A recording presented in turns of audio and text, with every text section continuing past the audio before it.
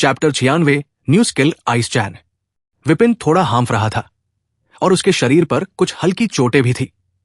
दूसरी ओर अजगर के कुछ परत में हल्की दरारें थी जिनसे खून की हल्की धार निकल रही थी। अजगर की गहरी पीली आंखें गुस्से में चमक रही थी क्योंकि वो विपिन को घृणा भरी नजरों से घूर रहा था। विपिन और अजगर के बीच की लड़ाई को 10 मिनट हो चुके थे। जब विपिन ने तलवार का इस्तेमाल करना बंद कर दिया तब भी वो अजगर को खास नुकसान नहीं पहुंचा पाया, लेकिन वो उसके परतों की सुरक्षा को तोड़ने और उसे हल्की चोटें देने में सफल रहा। हालांकि अजगर को कोई बड़ी चोट नहीं आई थी, फिर भी वो इतना क्रोधित था कि वो विपिन को पकड़ नहीं पा रहा था, जो किसी मछली की तरह हर बार बच निकलता और उसे थोड़ा नुकसान पहुंचाकर दूर हो जाता था। विपिन को इस बात की परवाह नहीं थी कि अजगर उसे कैसे देख रहा है, लेकिन वो काफी निराश था। कई बार हमला करने के बावजूद वो अजगर को गंभीर चोट नहीं पहुंचा पाया। वो जानता था कि अगर यह सिलसिला जारी रहा तो देरसबेर उसकी सहन शक्ति खत्म हो जाएगी। सींग के चारों ओर की परत एक सींग वाले धरती के अजगर की कमजोरी है, लेकिन ये अजगर मुझे वहां हमला करने का कोई मौका नहीं दे रहा है, विपिन ने अपने चेहरे पर एक परेशान भाव के साथ कहा। अगर ये कोई और राक्षस होता तो उसे यकीन था कि वह इसे आसानी से मार सकता था, लेकिन इस राक्षस की रक्षा प्रणाली बहुत मजबूत है। विपिन ने एक बार फिर अपने चारों ओर हल्का कंपन महसूस किया और तुरंत पीछे हट गया। जैसे ही वो पीछे हटा, वो जगह जहां वो एक पल पहले खड़ा था फट गई। विपिन अजगर के चारों ओर तेजी से दौड़ा और उसकी आंखों की ओर एक शैरो बुलेट चलाई। बुलेट चलाने के तुरंत बाद उसने फिर से माना शक्ति का उपयोग किया और अजगर के दूसरी तरफ पहुंच गया। दूसरी तरफ पहुंचने के बाद विपिन ने माना शक्ति को फिर से बंद किया और अजगर की आंख की ओर एक और शैरो बुलेट दागी। अब विपिन माना शक्ति और अपने स्किल दोनों के उपयोग में काफी अच्छा हो चुका था। वो परिस्थिति के अनुसार वो इन दोनों के बीच में तेजी से बदल सकता था। जब अजगर ने विपिन को बुलेट चलाते देखा तो उसने धरती को कंट्रोल किया और बुलेट को रोकने के लिए जमीन से एक बड़ा पत्थर उठाया, लेकिन वो हैरान रह गया जब बुलेट और पत्थर आपस में टकराने से पहले ही विपिन दूसरी तरफ पहुंच गया और उसने एक और बुलेट दागी। अजगर की आंखें भूरे रंग में चमक उठीं और 1 सेकंड से भी कम समय में जमीन से 4 मीटर ऊंची दीवार उठी और बुलेट को रोक दिया। बुलेट के दीवार से टकराते ही दीवार थोड़ी हिली और उसमें कई दरारें आ गई, लेकिन अंत में वह दीवार बुलेट को रोकने में सफल रही। जब विपिन ने 4 मीटर ऊंची दीवार देखी तो वो थोड़ा चौंक गया और उसकी आंखें सिकुड़ गई। अगले ही पल वो आगे की ओर झुका, उसके पैरों की नसें तंग गई और वहां की जमीन मकड़ी के जाले की तरह फट गई और वो अजगर द्वारा बनाई गई दीवार की ओर तेजी से उछला। जब वो दीवार से लगभग 3 मीटर दूर था तो उसने अपनी गति का उपयोग किया और दीवार की ओर छलांग लगाई। विपिन 4 मीटर ऊंची दीवार के ऊपर पहुंच गया, लेकिन वो रुका नहीं। उसने दीवार को सहारा बनाकर अजगर के सिर की ओर छलांग लगा दी। 4 मीटर ऊंची दीवार जोरदार आवाज के साथ टूट गई और उसके छोटे छोटे मलबे हर जगह बिखर गए। अजगर ने विपिन को अपने सिर के ऊपर से कूदते हुए देखा और उसकी आंखें तेजी से चमक उठीं। अजगर दूर जाना चाहता था, लेकिन इस समय विपिन ने हवा में रहते हुए माना शक्ति का उपयोग करना बंद कर दिया और तीसरी मंजिल पर कोर को सोखने के बाद मिले नए स्किल का उपयोग किया। आइस चैन 2 बर्फ की जंजीरें जमीन से निकलकर सीधे अजगर के बड़े सिर की ओर बढ़ी। चूंकि अजगर का ध्यान विपिन पर था और उसे अचानक से जमीन से निकली बर्फ की जंजीरों की उम्मीद नहीं थी, वो समय पर बच नहीं पाया। बर्फ की जंजीरों ने उसके मुंह को कसकर लपेट लिया, जिससे उसकी गति 1 सेकंड के लिए थम गई। वाणी, जो पहले ही अपना पॉपकॉर्न खत्म कर चुकी थी और कोला पी रही थी, इतनी हैरान हुई कि उसने कोला पिया था वह थूक दिया।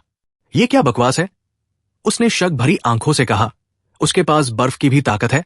अब जब उसे याद आया कि विपिन सिर्फ 1 डी रैंक का हंटर है और उसे अभी भी अपनी क्लास को जगाना है, तो वो और भी हैरान हो गई।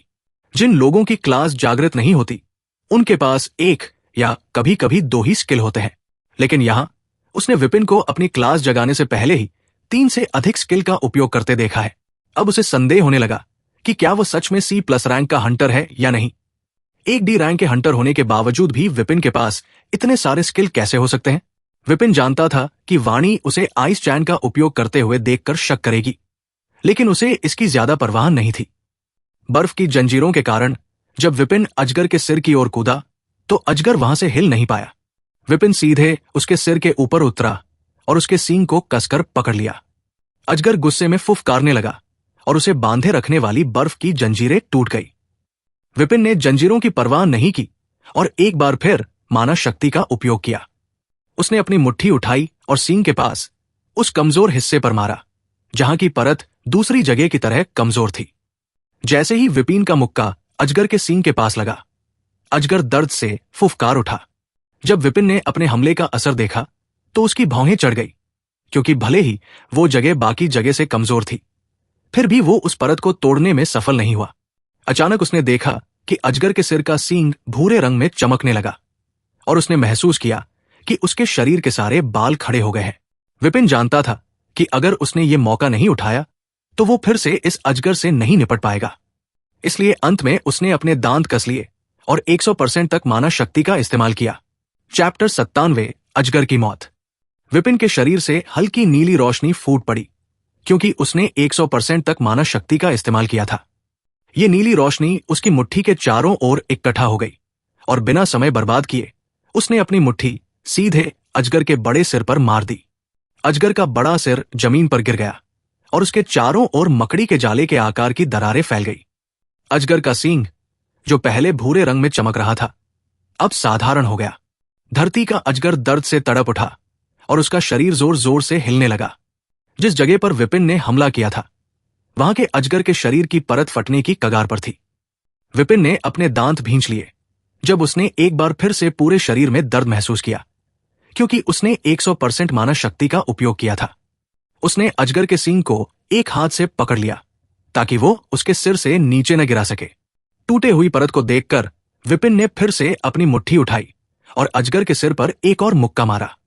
उनके चारों ओर की जमीन धंस गई और अजगर को ढकने वाली परत पूरी तरह से टूट गई, जिससे लाल खून बह निकला और धरती अजगर का पूरा शरीर जोर से हिलने लगा।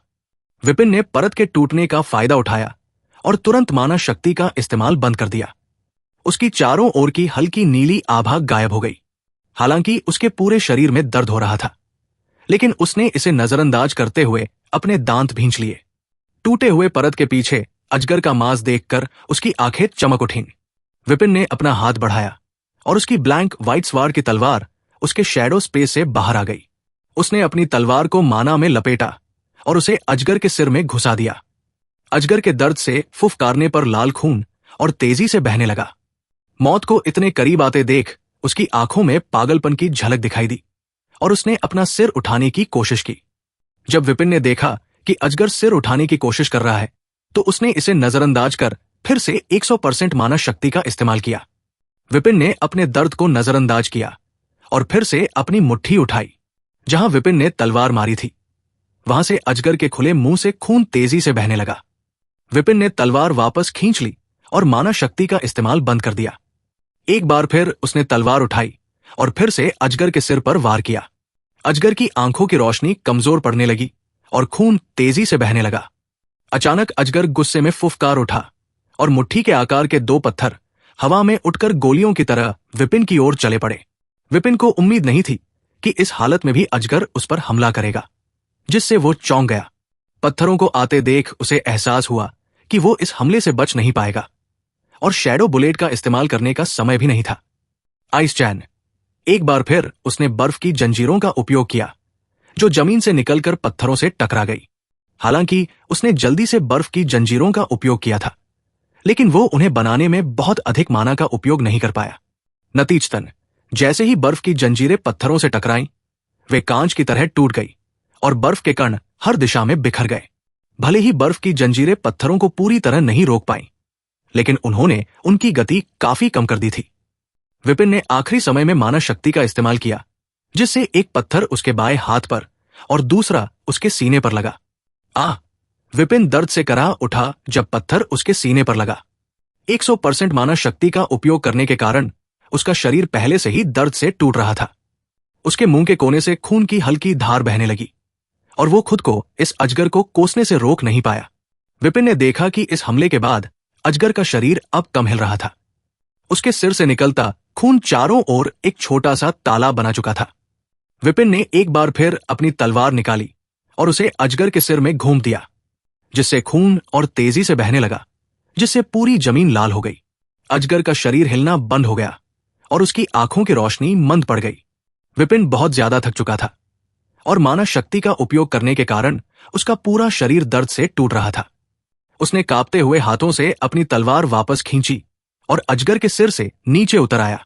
नीचे आने के बाद विपिन अजगर के सामने खड़ा हुआ और देखा कि उसकी आंखें लगभग बंद हो चुकी थी, लेकिन वो देख सकता था कि अजगर उसे घृणा भरी नजरों से देख रहा था। विपिन को इस बात की परवाह नहीं थी कि अजगर उसे कैसे देख रहा था।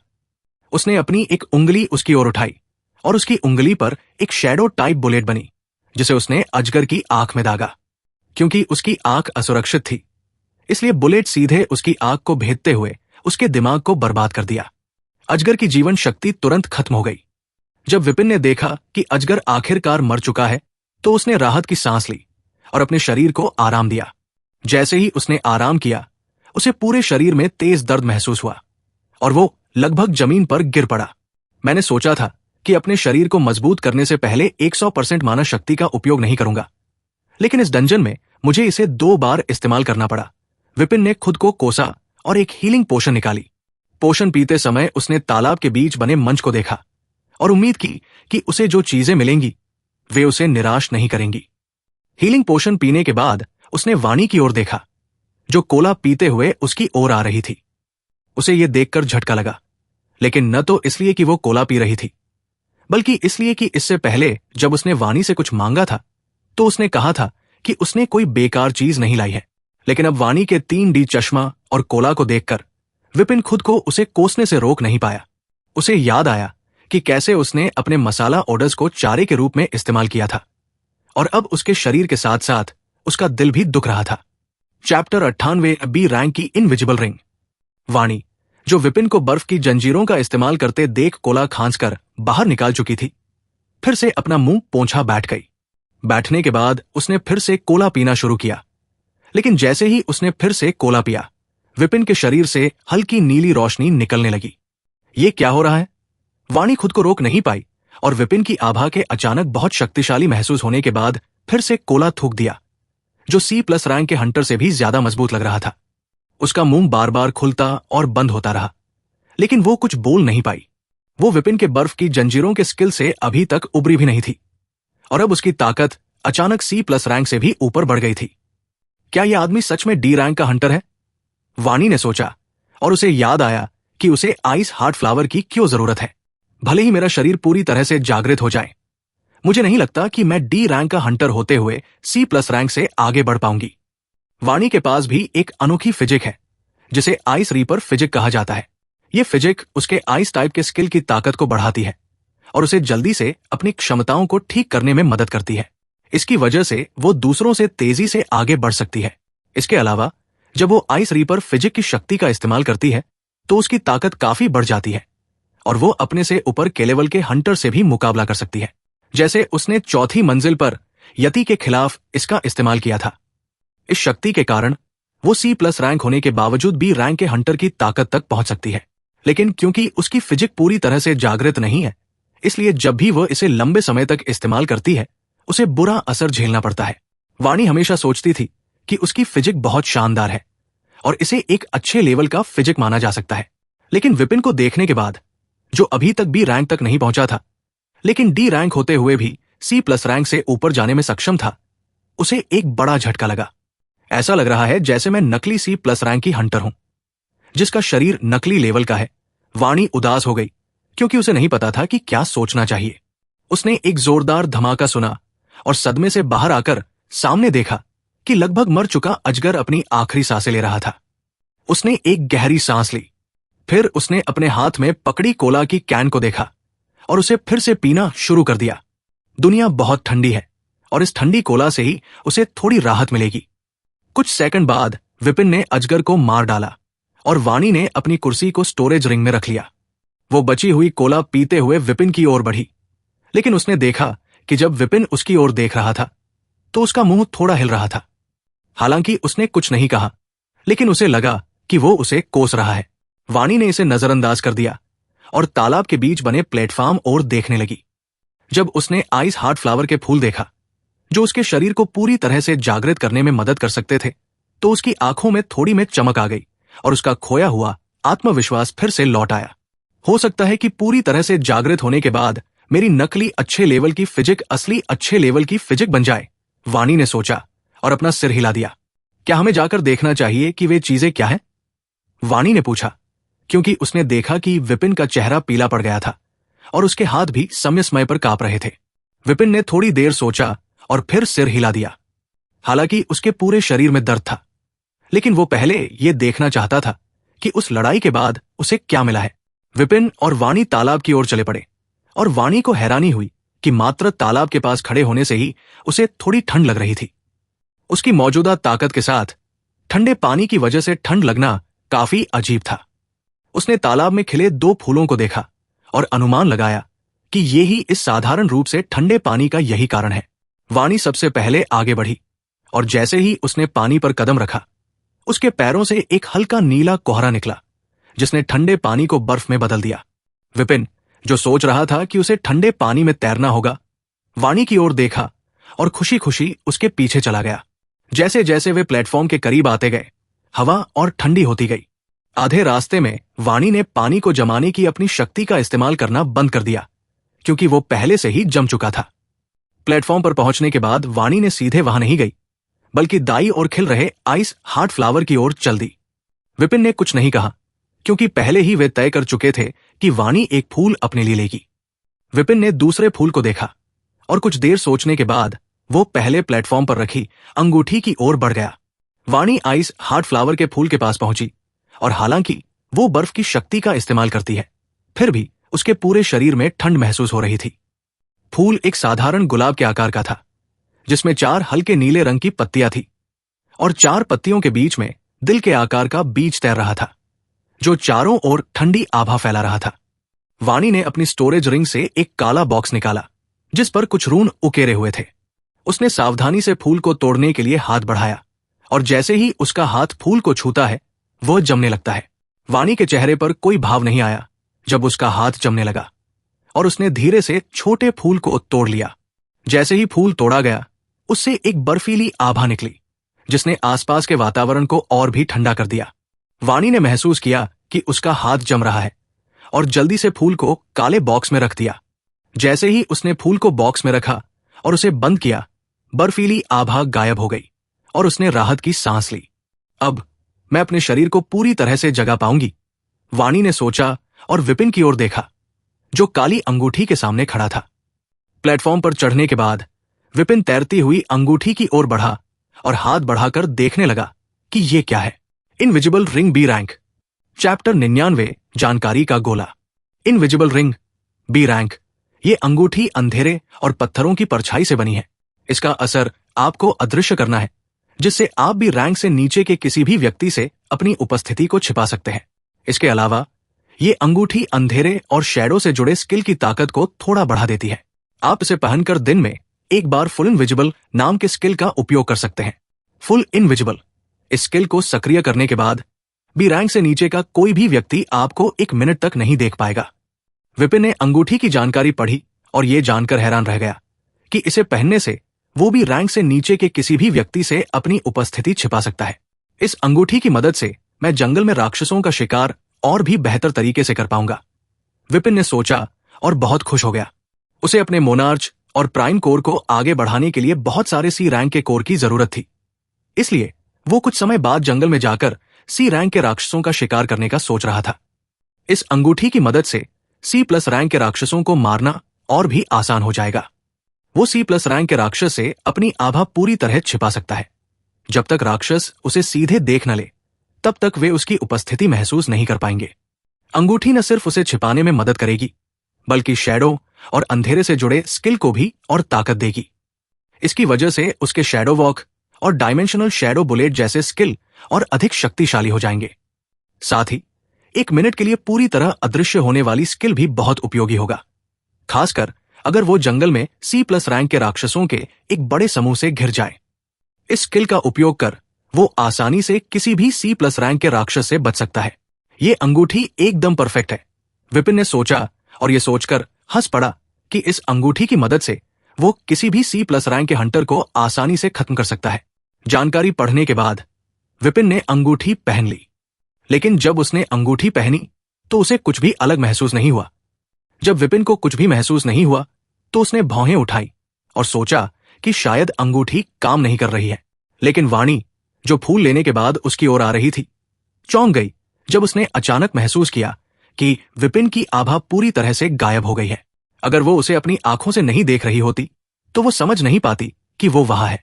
ये अंगूठी वाकई अच्छी है, वाणी ने कहा, क्योंकि उसने देखा कि अंगूठी पहनने के बाद विपिन की आभा पूरी तरह से गायब हो गई है। विपिन, जो सोच रहा था कि अंगूठी काम नहीं कर रही है, उसने उसकी ओर देखा और पाया कि वो जलन भरी नजरों से अंगूठी को देख रही है। लगता है अंगूठी सही से काम कर रही है, विपिन ने वाणी की नजरों को देखकर सोचा। विपिन ने उसकी ईर्ष्या भरी नजर को नजरअंदाज किया और अपने सामने तैर रहे सुनहरे गोले को देखा। हमें इस गोले का क्या करना चाहिए? विपिन ने वाणी से पूछा, क्योंकि उसे नहीं पता था कि गोले में इकट्ठा जानकारी को कैसे निकाला जाए। वाणी उसके पास आई और सुनहरे गोले को देखते हुए बोली, बस अपना हाथ इस पर रखो और इसके अंदर की जानकारी तुम्हें मिल जाएगी। विपिन ने सिर हिलाया और अपना हाथ सुनहरे गोले पर रख दिया। जैसे ही उसने ऐसा किया, गोला चमकने लगा। अचानक विपिन को लगा कि कुछ जानकारी उसके दिमाग में आ रही है। उसने थोड़ी देर के लिए भौहें सिकोड़ी, क्योंकि उसे सिर में हल्की चुभन महसूस हुई। लेकिन यह चुभन जल्दी ही गायब हो गई और गोला भी चमकना बंद हो गया। Crack dot crack dot crack. जब गोला चमकना बंद हो गया तो वो जल्द ही टूटकर सुनहरे कणों में बदल गया, जो हवा में गायब हो गए। विपिन के बगल में खड़ी वाणी ने खुशी से उसकी ओर देखा, ये जानने के लिए कि उसे गोले से क्या जानकारी मिली। लगभग 20 सेकंड बाद विपिन ने गहरी सांस ली और गोले से मिली जानकारी को पूरी तरह से समझ लिया। तुम्हें क्या जानकारी मिली? वाणी ने पूछा। विपिन ने मुस्कुराते हुए जवाब दिया, ये ऊपरी दुनिया के बारे में है। वाणी ये सुनकर और भी खुश हो गई और उसने विपिन से आगे बताने को कहा। इसमें एक जगह के बारे में जानकारी थी जिसे प्राचीन की कब्र कहा जाता है। विपिन ने वाणी को समझाना शुरू किया। वास्तव में उच्च दुनिया में प्राचीन की कब्र नाम एक खास जगह है जो हर 10 साल में खुलता है। जब भी ये जगह खुलती है तो लोग दुनिया भर से इसके अंदर जाते हैं। हालांकि इस प्राचीन कब्र के अंदर क्या है, इसकी कोई जानकारी नहीं थी। लेकिन विपिन को यह पता चला कि केवल रैंक 2 कोर इवॉल्वर या उससे नीचे के लोग ही इस कब्र के अंदर जा सकते हैं। Rank 2 core इवॉल्वर? वाणी ने उलझन में बड़बड़ाया। विपिन ने एक पल के लिए सोचा और कहा, शायद टावर ऑफ एसेंशन को साफ करने के बाद जब हम ऊपरी दुनिया में जाएंगे तो हमारा कोर रैंक 1 कोर तक आगे बढ़ेगा और वहां के लोग खुद को हंटर के बजाय इवॉल्वर कहते हैं। वाणी ने विपिन की बात सुनी और उसे सही समझते हुए सिर हिलाया। हालांकि बहुत ज्यादा नहीं। अब मुझे इस बात की थोड़ी समझ है कि इस रैंक को पार करने के बाद मेरे कोर का क्या होगा। विपिन ने सोचा और उस प्लेटफॉर्म की ओर देखा जो अब खाली था। क्या तुमने अपना फ्लावर इकट्ठा कर लिया? विपिन ने वाणी से पूछा, जिसने सिर हाँ में हिलाकर जवाब दिया। विपिन ने दूसरे आइस हार्ट फ्लावर को देखा और उसे इकट्ठा करने के लिए आगे बढ़ा। तभी वाणी ने उसे रोककर एक काला बॉक्स दिया। यह वही बॉक्स था जिसका उसने अपने आइस फ्लावर को रखने के लिए इस्तेमाल किया था। इस बॉक्स का इस्तेमाल फूल को स्टोर करने के लिए करो, नहीं तो यह अपनी ऊर्जा खो देगा, वाणी ने विपिन से कहा जब उसने देखा कि वो बॉक्स को उलझन भरी नजरों से देख रहा था। ओह, विपिन ने उसकी बात समझकर उसका धन्यवाद किया और फूल लेने के लिए आगे बढ़ा। Chapter 100 shadow space. जब विपिन आइस हार्ट फ्लावर के पास पहुंचा तो उसने उसकी ठंडी आभा को महसूस किया और उसने अपनी भौहें सिकोड़ ली। उसने आइस हार्ट फ्लावर को तोड़ने के लिए हाथ बढ़ाया, लेकिन जैसे ही उसने फूल को छुआ, उसका हाथ लगभग जम गया और उसका चेहरा बदल गया। विपिन ने तुरंत अपना हाथ खींच लिया और हाथ पर जमी बर्फ को देखकर खुद को कोसने लगा। उसने वाणी की तरफ देखा जो अभी भी प्लेटफॉर्म पर खड़ी मुस्कुरा रही थी। उसे तुरंत समझ आ गया कि वो पहले से जानती थी कि ऐसा होगा, लेकिन उसने कुछ नहीं बताया। क्या तुम मेरे लिए ये फूल इकट्ठा कर सकती हो? विपिन ने कहा, क्योंकि उसे पता था कि वाणी में आइस टाइप की शक्ति उपयोग है और उसके लिए ये आसान होगा। विपिन माना शक्ति का इस्तेमाल करके फूल इकट्ठा कर सकता था, लेकिन पिछले अजगर की लड़ाई के बाद उसका शरीर और भी कमजोर हो गया था। जरूर, वाणी ने मुस्कुराते हुए कहा।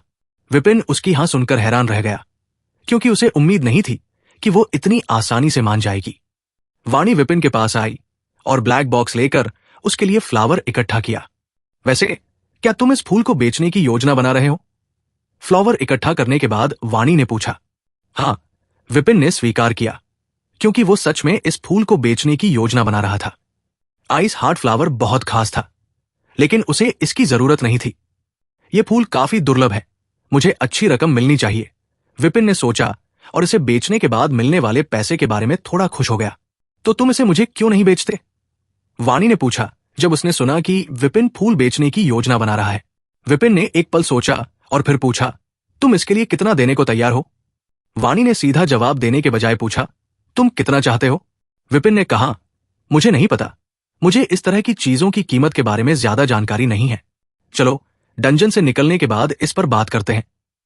वो इसे सस्ते नहीं बेचना चाहता था, क्योंकि वो जानता था कि आइस हार्ट फ्लावर काफी कीमती है। वाणी ने इस बात का बुरा नहीं माना और फूल वापस उसे दे दिया। जब तक विपिन उसे ये फूल बेचने के लिए तैयार था, उसे कोई आपत्ति नहीं थी। भले ही एक फूल उसके शरीर को जागृत करने के लिए काफी था, लेकिन वो इस फूल का इस्तेमाल और भी चीजों के लिए कर सकती थी। फूल को सुरक्षित रखने के बाद विपिन ने कहा, चलो वापस चलते हैं, हमें अभी भी इस डंजन से 5 और फूल इकट्ठा करने हैं। वाणी मुस्कुराई और सिर हिलाते हुए बोली, हम बाकी मंजिलों को साफ नहीं कर सकते। क्यों? विपिन ने भौहें सिकोड़ते हुए पूछा। क्योंकि वह बाकी मंजिलों को साफ करके और कोर इकट्ठा करना चाहता था।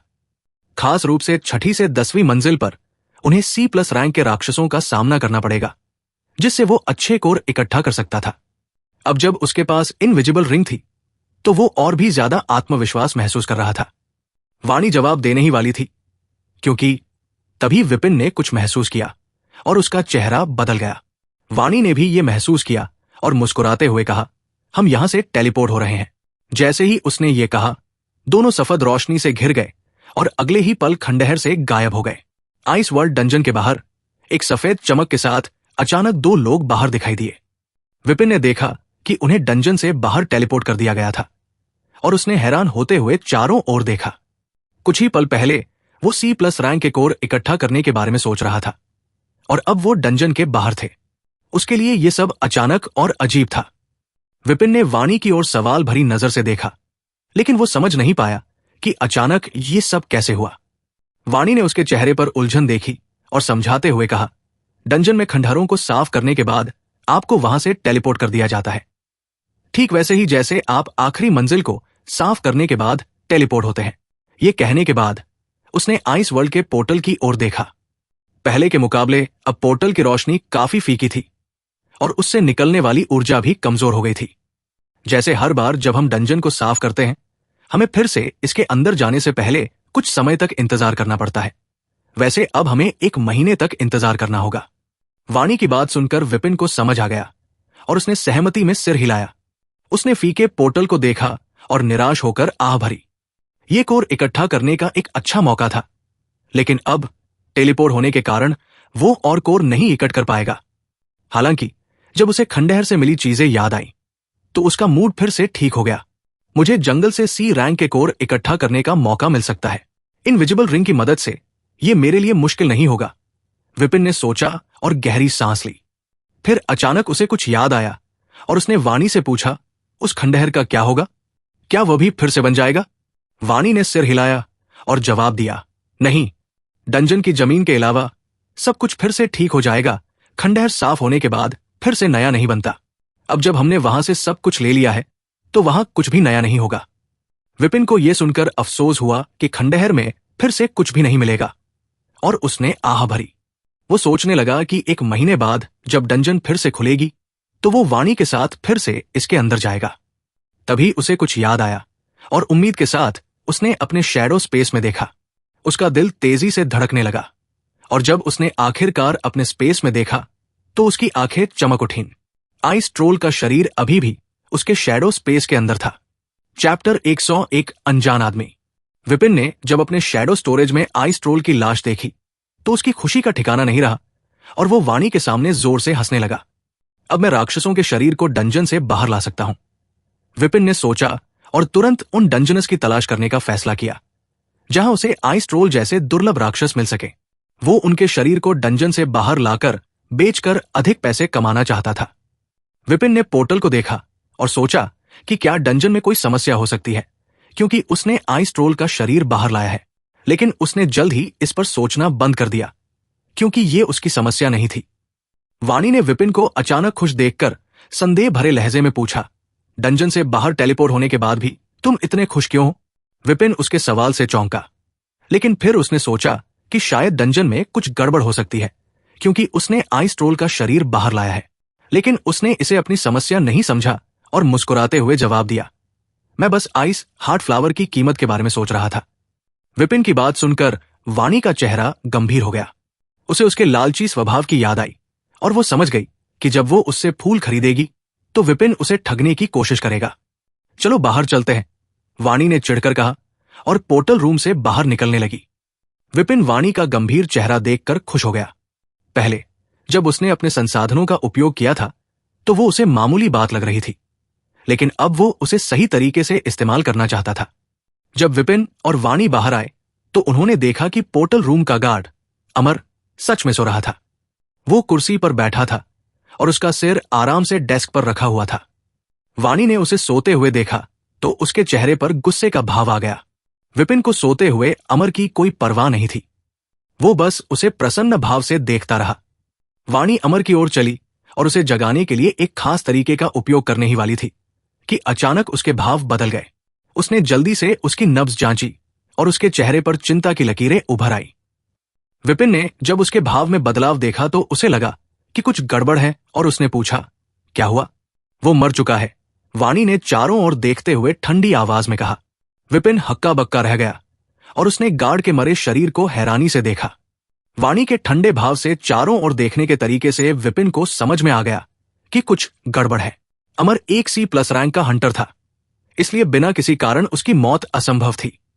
विपिन ने अपनी सतर्कता बढ़ा दी और चारों ओर देखा। तुम लोग जितना मैंने सोचा था उससे पहले ही बाहर आ गए। अचानक वाणी और विपिन दोनों ने एक अजनबी आदमी की आवाज सुनी। विपिन और वाणी चौंक गए क्योंकि आवाज पोर्टल केबिन की छत से आ रही थी, जो उनके ठीक ऊपर था, और उन्हें उस आदमी की आभा भी महसूस नहीं हुई। यही संकेत था कि वो आदमी साधारण नहीं था। वे केबिन से बाहर निकले और छत की ओर देखा। पोर्टल केबिन की छत पर एक गंजा आदमी, जो लगभग अपने मध्य 30 के दशक में था, तीखी काली आंखों और अजीब आकार की मोटी दाढ़ी के साथ उन्हें हैरान नजरों से देख रहा था। अभी 2 दिन भी नहीं हुए और तुम लोग पहले ही बाहर आ गए। मुझे लगा था कि तुम्हें उस डंजन से बाहर आने में 4 से 5 दिन लगेंगे। गंजा आदमी अस्तित्व बोला। विपिन और वाणी दोनों के शरीर उस आदमी को देखकर तनाव में आ गए। उसे देखकर ही उन्हें जानलेवा खतरा महसूस हो रहा था। दोनों को यकीन था कि उनके सामने खड़ा आदमी कम से कम भी रैंक का हंटर तो होगा। वाणी ने अपने धड़कते दिल को शांत करने के लिए गहरी सांस ली और पूछा, तुम कौन हो? वाणी की आवाज सुनकर अस्तित्व मुस्कुराया और छत से नीचे कूद गया। वो वाणी और विपिन से लगभग 10 मीटर दूर उतरा और चेहरे पर एक शांत मुस्कान लिए उनकी तरफ देखा। तुम्हें यह जानने की कोई जरूरत नहीं कि मैं कौन हूं, बस इतना जान लो कि तुम मेरे साथ चलने वाले हो। उम्मीद है कि तुम मेरे लिए चीजें मुश्किल नहीं बनाओगे, अस्तित्व ने उसी शांत मुस्कान के साथ कहा। उसने अमर की ओर इशारा करते हुए कहा, देखो, मैं ऐसा आदमी नहीं हूं जो लड़ाई के दौरान खुद को रोक सकूं, इसलिए बेहतर होगा कि तुम बात मानकर मेरे साथ आओ। वाणी ने अस्तित्व की बात सुनकर अपनी भौहें सिकोड़ी और ठंडी आवाज में कहा, तुम डार्क गिल्ड से हो, है ना? वाणी की बात सुनकर अस्तित्व के चेहरे पर कोई बदलाव नहीं आया और वो अब भी उसी शांत मुस्कान के साथ उन्हें देख रहा था। उसने वाणी को अनदेखा किया और विपिन की ओर देखा, जो उसके बगल में खड़ा था, और उसका भाव बदल गया। D रैंक, अस्तित्व ने अजीब भाव के साथ कहा। जिस व्यक्ति को तुमने अपने साथ डंजन में लाई हो, वो सच में एक D रैंक का हंटर है, और फिर भी तुम लोगों ने इसे 2 दिनों से भी कम समय में साफ कर दिया। अस्तित्व हैरान था, क्योंकि वो जानता था कि आइस वर्ल्ड डंजन कितनी खतरनाक होता है। अगर 2 C+ रैंक के हंटर भी इसके अंदर जाएं, तो उनके लिए भी इसे साफ करना मुश्किल होगा। लेकिन विपिन सिर्फ एक D रैंक का हंटर था, और फिर भी उन्होंने 2 दिनों से भी कम समय में डंजन साफ कर दिया। ये देखकर अस्तित्व की दिलचस्पी बढ़ गई और उसने अपना मन बना लिया। विपिन, जो वाणी के बगल में खड़ा था, उसने देखा कि सामने वाला आदमी उसे अजीब नजरों से देख रहा था, और उसका दिल तेजी से धड़कने लगा। माना शक्ति के उपयोग से पहले से ही उसका शरीर दर्द में था। वो लड़ने की स्थिति में नहीं था, और उसे यकीन था कि अगर वो माना शक्ति का 100% उपयोग भी कर ले तो भी वो इस आदमी को नहीं हरा पाएगा। तुम D रैंक के नौसिखिए हो, अस्तित्व ने कहा, जबकि विपिन सोच रहा था, और चेहरे पर मुस्कान के साथ बोला, पहले मैंने सोचा था कि तुम्हें मार दूं और उसे अपने साथ ले जाऊं, लेकिन अब मैंने अपना विचार बदल दिया है। तुम भी हमारे साथ चल रहे हो। Chapter 102 fight. जब विपिन ने सुना कि गंजा आदमी क्या कह रहा था, तो उसे समझ में आ गया कि उसका असली निशाना वाणी है। उसका दिमाग तेजी से काम कर रहा था और वो सोच रहा था कि इस खतरनाक स्थिति से कैसे निकला जाए। लेकिन अपने शरीर की हालत को देखते हुए वो घबराहट में बड़बड़ा उठा। वो जानता था कि उसका शरीर बेहद कमजोर हो चुका है और भले ही वो पूरी ताकत से माना शक्ति का उपयोग करे, फिर भी वो उस गंजे आदमी से नहीं लड़ पाएगा। तुम भी हमारे साथ चलोगे। गंजे आदमी की बात सुनकर विपिन अपनी सोच से बाहर आया और उसका चेहरा गंभीर हो गया। जब गंजा आदमी विपिन को देख रहा था, वाणी ने चुपके से अपनी स्टोरेज रिंग से एक सफेद क्रिस्टल निकाला और उसमें अपना माना डाला। गंजे आदमी ने तुरंत माना में होने वाले बदलाव को महसूस किया और वाणी की ओर देखा, लेकिन उसके चेहरे पर कोई खास बदलाव नहीं आया। तुम्हारा संचार क्रिस्टल यहां काम नहीं करेगा। मैंने पहले ही सब कुछ सेट कर लिया है, गंजे आदमी ने वाणी से कहा जब उसने उसके हाथ में क्रिस्टल देखा। वाणी ने क्रिस्टल में माना डालना बंद कर दिया क्योंकि उसे लगा कि वो बेकार हो गया है। तो क्या अब तुम मेरे साथ चलने के लिए तैयार हो? अस्तित्व ने फिर से पूछा। वाणी ने कोई जवाब नहीं दिया और धीरे धीरे अपने हाथ से क्रिस्टल हटा दिया। अगर तुम उसे लेने के लिए यहां आए हो तो क्या मुझे साथ ले जाना जरूरी है? विपिन ने गंजे आदमी से पूछा। यह तुम पर है। अगर तुम मेरे साथ नहीं आना चाहते तो मुझे यही तुम्हें मारना पड़ेगा। फैसला तुम्हारा है, गंजे आदमी ने मुस्कुराते हुए कहा। विपिन कुछ कहने ही वाला था कि अचानक उसने अपने बगल से एक शक्तिशाली ठंडी आभा महसूस की। ठंडी आभा को महसूस कर विपिन एक कदम पीछे हट गया और हैरानी से वाणी की ओर देखा। वर्तमान समय में वाणी की आभा C+ रैंक के हंटर से कहीं अधिक थी और भी रैंक लेवल तक पहुंच गई थी। उसके हल्के नीले बाल सफेद हो गए और उसकी आंखों में चांदी की चमक दिखाई देने लगी। क्या डॉट? विपिन ने हैरानी से वाणी को देखा और कुछ बोलने की कोशिश की, लेकिन गले से शब्द नहीं निकाल पाए। भले ही उसका शरीर पूरी तरह से जागृत नहीं हुआ है, फिर भी यह उसकी शक्ति को एक नए लेवल तक बढ़ा सकती है। अस्तित्व ने सोचा, क्योंकि यह पहली बार था जब उसने उसे इस रूप में देखा था। वाणी के आसपास की जमीन उसके शरीर से निकलने वाली ठंडी आभा से जमने लगी। वाणी ने एक कदम आगे बढ़ाया और तुरंत अस्तित्व के सामने आ गई। वो अपनी ताकत को लंबे समय तक इस्तेमाल नहीं कर सकती थी, इसलिए वो इसे जल्द से जल्द खत्म करने की कोशिश कर रही थी। विपिन वाणी की गति देखकर हैरान रह गया, क्योंकि उसकी तेज चाल का पीछा करना मुश्किल था। जैसे ही वाणी अस्तित्व के सामने पहुंची, उसकी मुट्ठी के चारों ओर एक सफेद आभा उभर आई और उसने अस्तित्व के चेहरे पर जोर से मुक्का मारा। उसकी ठंडी आभा के कारण आसपास की हवा भी जम गई और बर्फ के छोटे कण चारों ओर बिखरने लगे। हालांकि वाणी की चाल विपिन के लिए बहुत तेज थी, लेकिन अस्तित्व उसे साफ तौर पर देख पा रहा था। B रैंक हंटर की उसकी आभा भी सक्रिय हो गई और उसकी आंखों में हरी रोशनी चमकने लगी। वाणी की मुट्ठी के पास पहुंचने से पहले ही उसके सामने हरे रंग की हवा की एक ढाल बन गई। एक तेज धमाके के साथ वाणी की मुट्ठी हवा की उस ढाल से टकराई। उनके चारों ओर की जमीन में दरारें बन गई और एक जोरदार शॉकवेव चारों ओर फैल गई। विपिन शॉकवेव देखकर पीछे हट गया। वाणी के प्रहार के बाद हवा की ढाल पर कई दरारें पड़ गई, लेकिन उसने हमले को रोक लिया। हर तरफ से वाणी की ओर दर्जनों हवा की गोलियां आ गई। वाणी की आंखें चमक उठीं और जमीन से 5 बर्फ की जंजीरें निकल आई। बर्फ की जंजीरें ऑक्टोपस के हाथों की तरह हिलने लगी और हवा की गोलियों को रोक दिया। बर्फ की जंजीरों से टकराकर हवा की गोलियां फटने लगी। फिर वाणी के हाथ में एक नीली तलवार प्रकट हुई और उसने उसे अस्तित्व पर वार करने के लिए घुमाया, जो अब भी टूटी हुई हवा की ढाल के अंदर खड़ा था। तलवार देखकर अस्तित्व का चेहरा बदल गया। जब वाणी की तलवार हवा की ढाल से टकराई, जो पहले से ही दरारों से भरी हुई थी, तो वो कांच की तरह टूट गई और तलवार अस्तित्व की ओर बढ़ने लगी। तलवार को अपनी ओर आते देख अस्तित्व ने जोर से चिल्लाते हुए उस पर मुक्का मारा। उसकी मुट्ठी के चारों ओर एक मोटी हरी आभा थी, जो तलवार को रोकने की कोशिश कर रही थी। फिर भी वाणी की तलवार ने अस्तित्व की हरी आभा को चीर दिया और उसके हाथ में जा लगी, जिससे खून बहने लगा। अस्तित्व दर्द से चिल्लाया, क्योंकि उसके दाहिने हाथ पर गहरा घाव हो गया था। अस्तित्व की मुट्ठी से टकराने के बाद वाणी भी पीछे धकेल दी गई। तलवार पकड़े हुए उसके हाथ कांप रहे थे और उसकी शरीर की ताकत का इस्तेमाल करने का असर दिखाई देने लगा था। लड़ाई शुरू हुए सिर्फ 10 सेकंड हुए थे, लेकिन वाणी को लगने लगा कि वो ज्यादा देर तक टिक नहीं पाएगी। वो अपनी ताकत का इस्तेमाल अपनी हद तक कर रही थी, जिससे वो थकावट महसूस कर रही थी। वाणी ने गहरी सांस ली और अस्तित्व की ओर देखा, जो अपना खून से लथपथ हाथ पकड़े हुए था और ठंडी नजरों से उसे घूर रहा था। वाणी की आंखें चांदी की रोशनी से चमक उठीं। उसने अपनी तलवार नीचे कर दी, क्योंकि उसके चारों ओर ठंडी आभा जमा होने लगी थी। अस्तित्व ने यह देखा और उसके चारों ओर हवा बहने लगी। वाणी और अस्तित्व दोनों ने एक ही समय में आगे बढ़ने की कोशिश की और अचानक गायब हो गए। बूम! जब दोनों आपस में टकराए तो एक जोरदार धमाका हुआ और शॉकवेव हर तरफ फैल गई, जिससे उनके आसपास की जमीन टूट गई।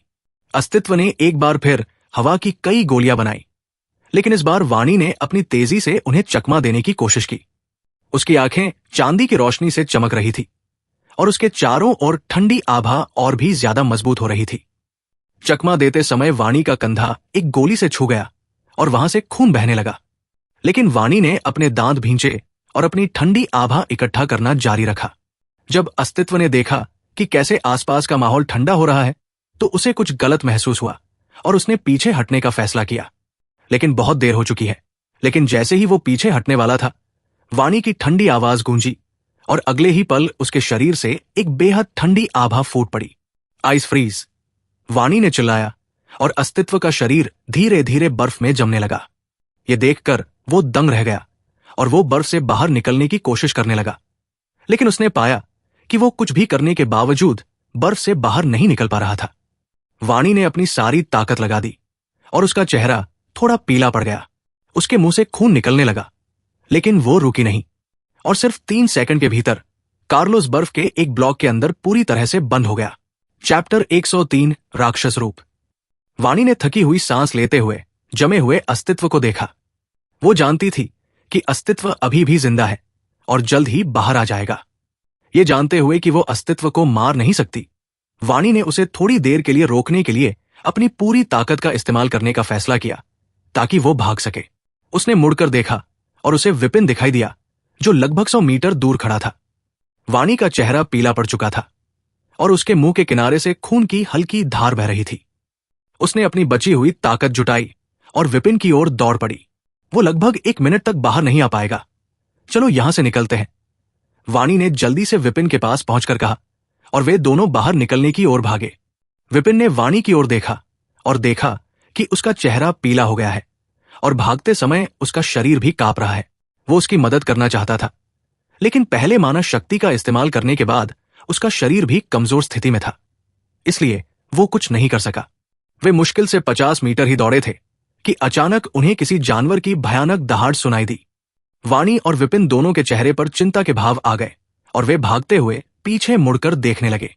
जब उन्होंने पीछे देखा तो दोनों की आंखें चौड़ी हो गई। जमे हुए अस्तित्व का रूप पूरी तरह बदल चुका था। अब अस्तित्व की जगह एक डरावना राक्षस बर्फ के ब्लॉक के अंदर फंसा हुआ था, जिसके हाथ नुकीले पंजों जैसे थे, पूरे शरीर पर हरे बाल थे और सिर बाघ जैसा दिख रहा था। ये क्या हो रहा है?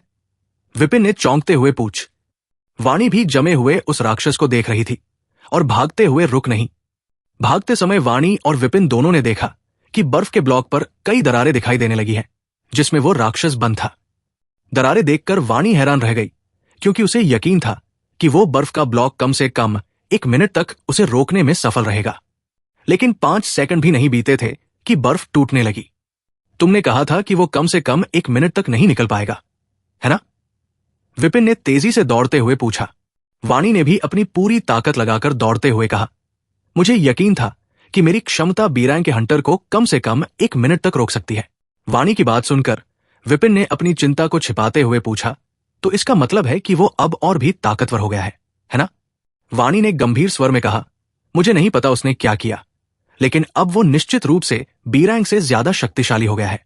ये क्या मुसीबत है? विपिन वाणी की बात सुनकर खुद को कोसने लगा। सब कुछ ठीक चल रहा था। उसे खंडहरों से एक बेहतरीन चीज मिली थी और ऊपरी दुनिया के बारे में कुछ जानकारी भी मिली थी।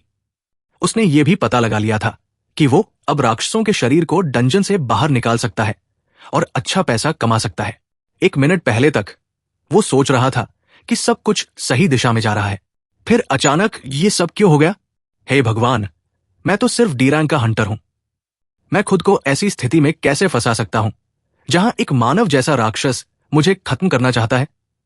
विपिन ने भागते हुए सोचा। अचानक वाणी और विपिन दोनों ने एक जोरदार धमाके की आवाज सुनाई दी और देखा कि बर्फ का वो टुकड़ा जिसमें राक्षस बंद था फट गया। उन्होंने फिर से जानवर की भयानक दहाड़ सुनी और देखा कि वह राक्षस में पूरी तरह से बदल चुका था, बर्फ से बाहर आ गया। राक्षस की ऊंचाई अभी भी अस्तित्व जितनी ही थी, लगभग 190 सेंटीमीटर, और वो अब भी 2 पैरों पर खड़ा था। लेकिन उसके पैर अब मानव जैसे नहीं, बल्कि किसी राक्षस जैसे दिखते थे। उसके हाथ नुकीले पंजों में बदल गए थे और उन्होंने देखा कि हवा उसके चारों ओर तेजी से घूम रही थी। राक्षस ने अपना सिर घुमाया और दौड़ते हुए वाणी और विपिन को देखा। उसकी आंखों का रंग अब गहरा पीला हो चुका था। जब अस्तित्व ने उन दोनों की ओर देखा तो विपिन और वाणी को ऐसा लगा जैसे उनके शरीर में ठंडक भर गई हो और उनके अंदर खतरे का एक तेज एहसास पैदा हो गया। उन्हें लगा जैसे किसी शिकारी ने उन्हें अपना निशाना बना लिया है। विपिन ने आगे देखा और पाया कि वो अभी भी बाहर के गेट से 200 मीटर दूर था। अगर स्थिति साधारण होती तो ये दूरी पार करना उसके लिए आसान होता, लेकिन अपने पीछे उस मानव रूपी राक्षस को देखकर उसे यकीन नहीं था कि वो वहां समय पर पहुंच सकेगा या नहीं। जब अस्तित्व ने विपिन और वाणी को देखा, जो उससे लगभग 250 मीटर दूर थे, तो उसने एक खौफनाक मुस्कान दी और अगले ही पल उसका पूरा शरीर हरे रंग की रोशनी से चमक उठा। उसके चारों ओर हवा का बहाव और भी तेज हो गया और वो आगे बढ़ गया। अस्तित्व हरे रंग की रोशनी की एक लकीर में बदल गया और वाणी और विपिन की ओर तेजी से बढ़ा। जब वाणी और विपिन अभी भी बाहर के गेट से लगभग 150 मीटर दूर थे, तो उन्होंने अचानक अपने शरीर में एक अजीब सनसनी महसूस की और दोनों तुरंत एक तरफ कूद गए। एक जोरदार धमाका हुआ और उस जगह पर 10 मीटर चौड़ा और करीब 1 मीटर गहरा गड्ढा बन गया, जहां वाणी और विपिन कुछ पल पहले खड़े थे। धमाके से उठी शॉकवेव ने आसपास के इलाके को हिला दिया और दोनों को दूर फेंक दिया गया। वाणी, जो पहले से ही अपनी हद तक पहुंच चुकी थी, उसने मुंह से खून उगल दिया और उसकी हालत और भी कमजोर हो गई। विपिन भी दर्द से कराह उठा, क्योंकि उसे भी शॉकवेव ने बुरी तरह घायल कर दिया था।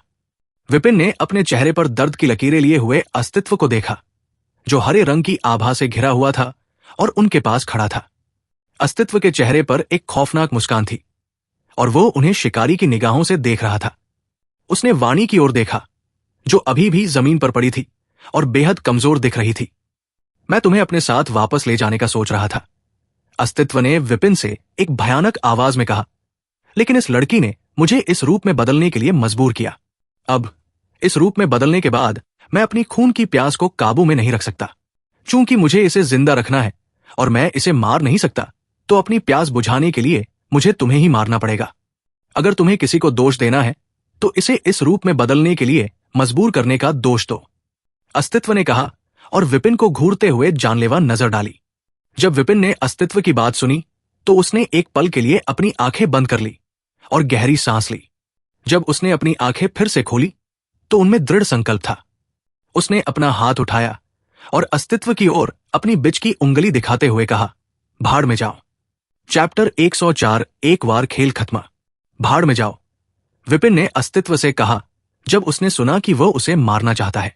शॉकवेव के कारण दूर गिरी वाणी, जो खड़े होने की कोशिश कर रही थी, ये सुनकर चौंक गई और उसने विपिन को हैरानी से देखा। यहां तक कि अस्तित्व, जो विपिन को घूर रहा था, वो भी चौंक गया। उसे लगा कि ये सुनने के बाद कि वो उसे मारने जा रहा है, विपिन डर जाएगा और दया की भीख मांगेगा। लेकिन डर दिखाने के बजाय विपिन उसे कोस रहा था। अस्तित्व को लगा कि रूप बदलने के बाद उसके कान ठीक से काम नहीं कर रहे हैं। लेकिन जब उसने देखा कि विपिन अभी भी अपनी बीच की उंगली दिखा रहा है, तो उसने इस शक को झटक दिया। अस्तित्व के शरीर से एक हरी आभा फूट पड़ी और उसके आसपास का वातावरण भारी हो गया। उसकी आंखें ठंडी हो गई और उसने अपनी आभा को विपिन पर केंद्रित कर दिया।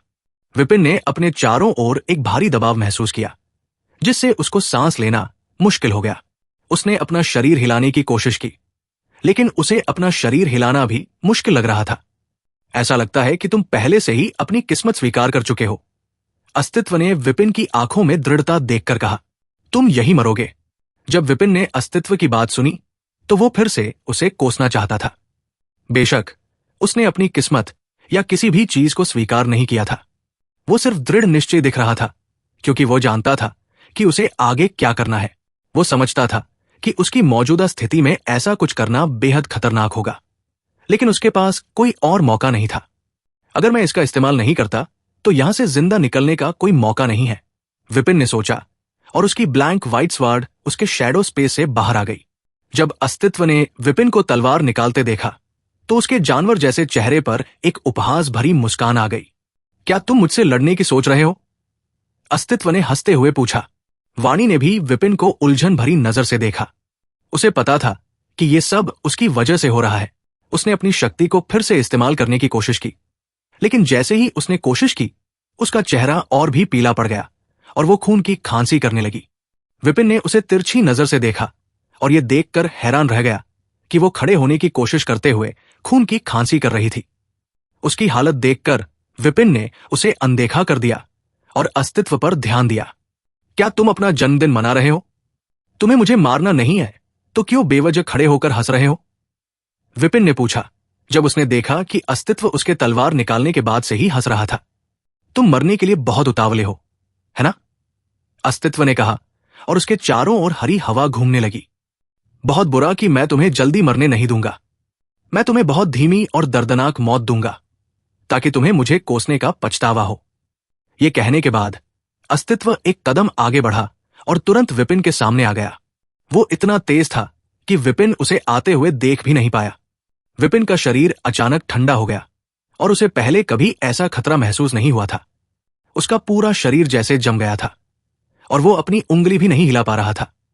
लेकिन विपिन को इन चीजों की परवाह नहीं थी। भले ही वो अपनी उंगली भी नहीं हिला पा रहा था, उसकी आंखों में अभी भी दृढ़ता थी। जैसे ही विपिन ने अस्तित्व को एक कदम आगे बढ़ते देखा, उसने भी अपनी चाल को तैयार कर लिया। उसके कोर के पास एक ब्लैक एनर्जी का छोटा हिस्सा उसके चारों ओर घूम रही थी। यह शैडो एनर्जी का एक अंश था।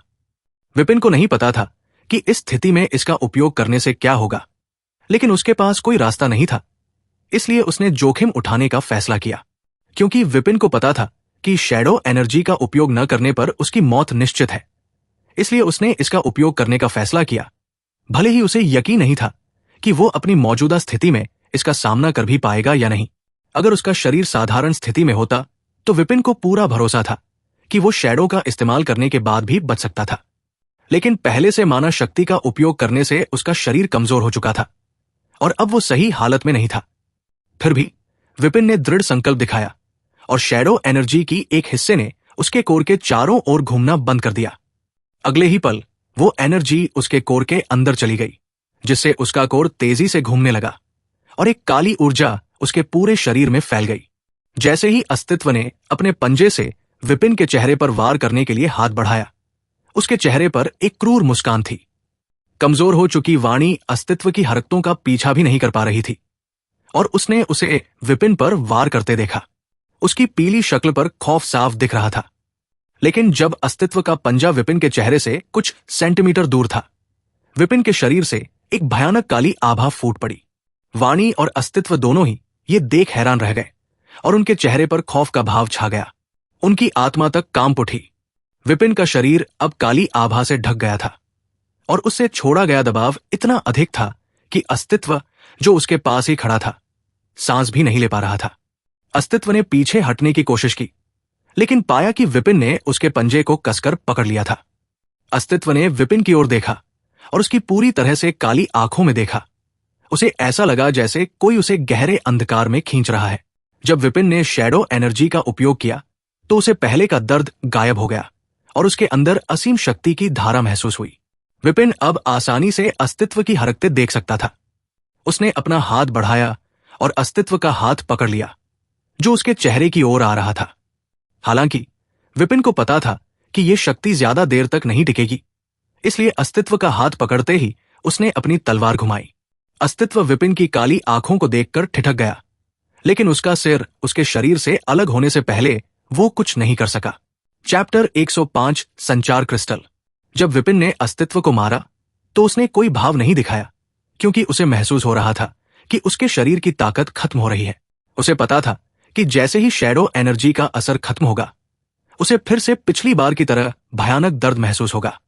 2 सेकंड के बाद शैडो एनर्जी का प्रभाव समाप्त हो गया। इस बार इसका असर पिछली बार से थोड़ा ज्यादा 2 सेकंड तक रहा। वाणी अब भी अस्तित्व के सिर कटे शरीर को हैरानी से देख रही थी। विपिन द्वारा शैडो एनर्जी का उपयोग करने के बाद भी वाणी के अंदर का माना अभी भी कांप रहा था। जब वो अपनी सारी ताकत का इस्तेमाल करने के बाद भी अस्तित्व को रोकने में विफल रही, तो उसने सोचा कि अब उनके पास बचने का कोई मौका नहीं है। आखिरकार भयानक राक्षस रूप में बदलने के बाद अस्तित्व बीरांग के हंटर से भी अधिक शक्तिशाली हो गया था। आखिर वो क्या था? वाणी ने अपने सदमे से उबरने की कोशिश करते हुए सोचा। उसे नहीं पता था कि विपिन ने अभी क्या किया था, लेकिन उसकी माना ऊर्जा पूरी तरह से असंतुलित हो गई थी। उसे यकीन था कि यह कोई साधारण चीज नहीं थी। जब वो ये सोच रही थी, तो अचानक एक दर्दनाक चीख सुनाई दी, जिसने उसे चौंका दिया। उसने अस्तित्व को देखना बंद किया और विपिन की ओर देखा, जो अब साधारण दिख रहा था। उसकी काली आभा गायब हो चुकी थी। लेकिन जब उसने विपिन की हालत देखी, तो वो सदमे में आ गई। विपिन जमीन पर गिरा हुआ था और उसके शरीर से बेकाबू होकर खून निकल रहा था। उसकी आंखों, नाक और कानों से खून बह रहा था। उसके हाथों और पैरों की त्वचा फट गई थी और वहां से उसका मांस दिखाई दे रहा था। विपिन, जो अब जमीन पर पड़ा हुआ था, पहले कभी न महसूस हुआ ऐसा दर्द झेल रहा था। यह पिछली बार से कहीं ज्यादा भयानक था। जैसे ही शैडो एनर्जी का असर खत्म हो चुका था और वो लगभग बेहोश हो गया, विपिन के शरीर के अंदर का माना फिर से बेकाबू हो गया और उसके शरीर में तबाही मचाने लगा। हड्डी टूटने की आवाज आई और बेकाबू माना के कारण उसकी हड्डियां भी टूटने लगी। विपिन दर्द से चिल्लाया, क्योंकि उसके अंदरूनी अंगों से भी खून बहने लगा था। यह कितना दर्दनाक है। विपिन ने मन ही मन बड़बड़ाया और अपने बेकाबू माना को कंट्रोल करने की कोशिश की। उसका मोनार्च कोर, जो तेजी से घूम रहा था, धीमा पड़ने लगा और उसके अंदर का बेकाबू माना धीरे धीरे शांत होने लगा। अचानक विपिन ने खून खांसा, जिसमें उसके कुछ अंदरूनी अंग भी शामिल थे। उसके चेहरे पर दर्द की झलक आई और उसने देखा कि भले ही उसके अंदर का माना थोड़ा शांत हो गया था, लेकिन वो अभी भी ठीक नहीं हुआ था। उसके अंदरूनी अंग बुरी तरह घायल हो गए थे। उसने बहुत ज्यादा खून खो दिया था और उसका शरीर टूटने की कगार पर था। जब वाणी उसके पास आई और उसकी हालत देखी, तो वो ठंडी हवा में सांस लेने से खुद को रोक नहीं पाई। विपिन का पूरा चेहरा खून से लथपथ था और उसकी आंखों और नाक से अभी भी खून बह रहा था। यह देखकर कि वो खून खांस रहा था, वाणी ने जल्दी से एक हीलिंग पोशन निकाली। ये पी लो, इससे तुम्हारी हालत थोड़ी ठीक हो जाएगी। उसने विपिन को सहारा देकर पोशन पीने में मदद की। विपिन, जिसका मोनार्च कोर अब धीमा हो गया था और उसका माना शांत हो रहा था, खून की कमी और दर्द के कारण वो बेहोश होने की कगार पर था। जब वाणी ने विपिन को सहारा दिया, तो उसने पाया कि उसकी कई हड्डियां भी टूट चुकी थी, जिससे वो और भी हैरान हो गई। अपनी सीमाओं से परे किसी शक्ति का उपयोग करने की एक भारी कीमत होती है। वाणी ने उसकी हालत देखकर सोचा, उसके पास एक बर्फ जैसी ठंडी शक्ति है, जो उसकी ताकत को काफी बढ़ा देती है, लेकिन हर बार जब वह इसका उपयोग करती है, तो उसे इसका गंभीर प्रभाव झेलना पड़ता है। पहले तो वाणी चौंक गई थी जब विपिन ने अस्तित्व को मार दिया था, लेकिन अब उसकी हालत देखकर वो समझ सकती थी कि इस तरह की शक्ति का उपयोग करना उसके लिए आसान नहीं था। जब विपिन ने वाणी की आवाज सुनी, तो उसने धीरे से अपना खून से सना हुआ मुंह खोला। वाणी ने उसके मुंह में हीलिंग पोशन डाली, जिसे उसने धीरे धीरे उसे पी लिया। जैसे ही विपिन ने पोशन पिया, उसने महसूस किया कि एक कोमल ऊर्जा उसके पूरे शरीर में फैल रही है। इस पोशन का असर पहले से साथ लाए गए पोशन से कहीं ज्यादा था। उसे यकीन था कि ये एक अच्छे लेवल की हीलिंग पोशन है। जैसे ही पोशन की ऊर्जा उसके पूरे शरीर में फैल गई, विपिन अपनी चेतना को और अधिक नहीं रोक सका और वो तुरंत बेहोश हो गया। उसके शरीर से बह रहा खून भी रुक गया, लेकिन वो अभी भी पूरी तरह ठीक नहीं हुआ था। उसकी हड्डियां अभी भी टूटी हुई थी और उसके अंदरूनी अंग बुरी तरह से घायल थे। जब वाणी ने विपिन को बेहोश होते देखा, तो उसने एक गहरी सांस ली और खड़ी हो गई। वाणी अस्तित्व के बिना सिर के शरीर के पास गई और उसकी तलाशी लेने लगी। अस्तित्व की जेब से उसने एक छोटा काला गोला निकाला। गोला निकालने के बाद वाणी ने उसे कुचल दिया और वो काले पाउडर में बदल गया। काले गोले को नष्ट करने के बाद वाणी ने एक बार फिर संचार क्रिस्टल निकाला, जो पहले काम नहीं कर रहा था। इस बार जब उसने क्रिस्टल में माना डाला तो कोई परेशानी नहीं हुई और कॉल कनेक्ट हो गई। दूसरी तरफ से एक हैरान पुरुष की आवाज आई, तुम पहले से ही आइस वर्ल्ड डंजन से बाहर हो। क्या तुम्हें आइस हार्ट फ्लावर मिला? यहां एक समस्या है, वाणी ने गंभीर आवाज में कहा, बिना पुरुष के सवाल का जवाब दिए। क्या हुआ? वाणी की गंभीर आवाज सुनकर पुरुष ने पूछा। प्रिया ने उसे बताया कि डंजन से बाहर आने के बाद क्या हुआ था। उसने ये नहीं बताया कि विपिन ने ही अस्तित्व को मारा था। इसके बजाय उसने कहा कि उन्होंने उसे मारने के लिए एक उपकरण का इस्तेमाल किया था।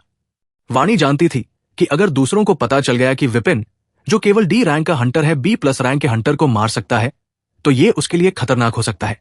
इसलिए उसने इस बात को छिपाने का फैसला किया। समझ गया, पुरुष ने थोड़ी देर बाद कहा और फिर बोला, मैं तुम्हें लेने के लिए किसी को भेजता हूं।